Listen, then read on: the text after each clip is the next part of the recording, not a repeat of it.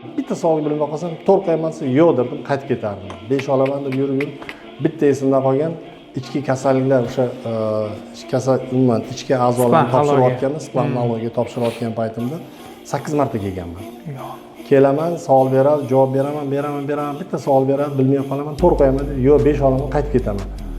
Shunaqa qaytib 8-yiga kelishimga kechasi bilan o'qib chiqdim. Shunaqa kechasi bilan o'qib chiqdimda, endi tinkam qurib keldim.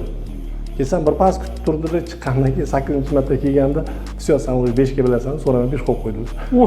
Bir tayinlab kelgansiz, qaytib kechasi bilan. Keyin 10-avtobus bo'lardi, Midgardogda turardik.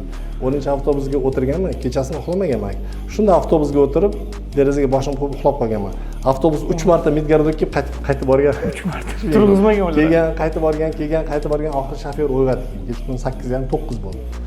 Sen tushasanmi yo'qmi dedim. "Ben tushaman" dedim. Qattiq keldi. Tashmida hozir o'tirdim sen 3-marta keldim. O'sha Dinara o'tgan hajamlarga o'xshagan domlalardan juda ko'paygan. Haqiqatan 5 ga o'qiganman, shu to'g'ri bo'lsa bo'lmasdi. Men har qanday fanga kelsam, birinchi bu domlaga aytardim, "Domla, men 5 olishim kerak." Mendan 5 ga so'rang derdim. Kitob o'qib kelardim, bir xil domla qasma-qas qilib, rosa so'rab bezardi. Birinchisida qiynalsam, ikkinchisida shunaqa o'qib nima qilardim. Bir xil domlalar, "Ay, bu 5 ga o'qir ekan", mayli deb yengilroq o'zib rahm qilib 5 qo'yib shunaqa bo'lardi. Lekin imtihonda biz ustozimiz bor edi, ustozimiz Zamdekanimiz birinchi bo'lib a'lochi deb, birinchi og'zaki topshirardik. Shundan kirgizib, eng qiyin topshiradigan professiyaga o'tkazardi mana.